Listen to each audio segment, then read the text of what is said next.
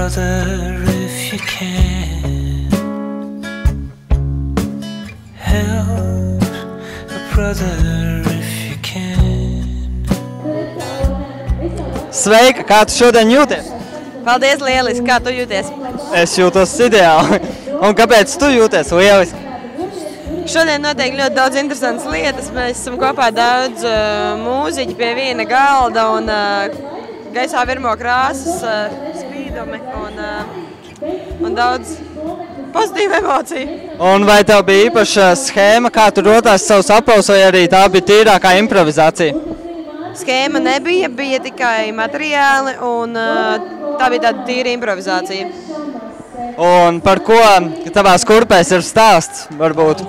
Mans stāsts kurpēs ir par pavasari, par koreļiem, par zivīm, kas peld ūdenī, un viņas ir krāsainas.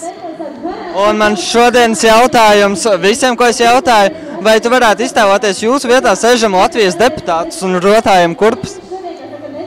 Jā, tas noteikti ir amizants skats. Kāpēc amizants? Grūti iedomāties tikai tos cilvēkus, kas tiešām gribētu iegādāties tās kurpes, bet tas noteikti būtu interesanti. Vai tu netici, ka sanāks šis pasākums, vai arī tev ir ticība, ka tomēr sanāks savākt ziedojumus, veidojot apavus? Tieši šis pasākums? Jā.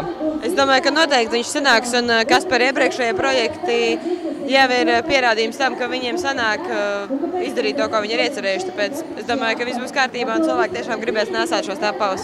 Un ja tu būtu parasts pircējs, par cik tu iegādātos šos apavus? Nu, es būtu gatava atdot par viņiem daudz naudas.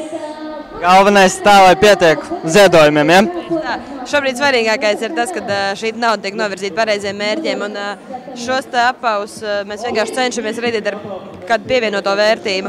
Tāpēc Kroks apavi ir ļoti forši, bet šī apavi ir īpaša, un es domāju, ka tiem cilvēkiem, kam tiešām ir ko dot, es domāju, ka viņiem nevajadzētu taupīt un būt maksimāli ziedot gribošiem. Just help